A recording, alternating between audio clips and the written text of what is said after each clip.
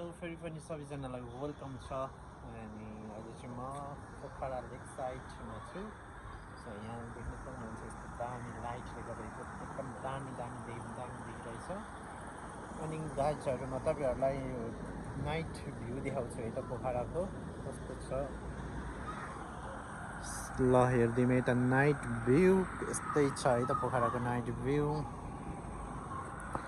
अझै बेलुका भएपछि अझै लाइटहरू दामी मजाले भएपछि चाहिँ एकदम दामी देख्छ। अहिले चाहिँ भर्खर कति 7:30 भयो हुनेछ। सो खासै लाइटहरू अन भएन।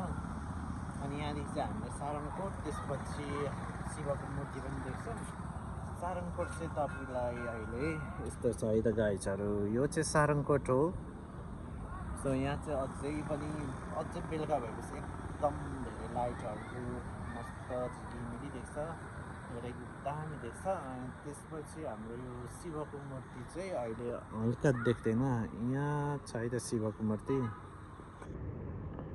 सो यो चाहिँ हो शिवको मूर्ति।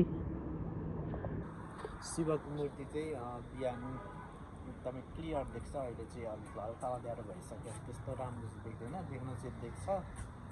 सो अझै पनि यो लाइटहरू भएपछि एकदम पुरै दामी चकाचक देख्छ। भने यहाँदेखि तपाईँहरूलाई घरहरूको पनि भ्यू देखाउँछ है त कस्तो छ। होटल छ गाइजहरू, यहाँ चाहिँ खतरा है।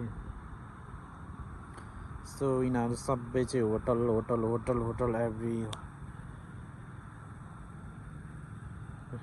सबै होटल छ है त।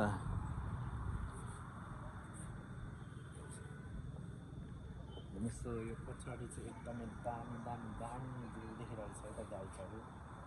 अनि त्यही हो यहाँ लेक भ्यू चाहिँ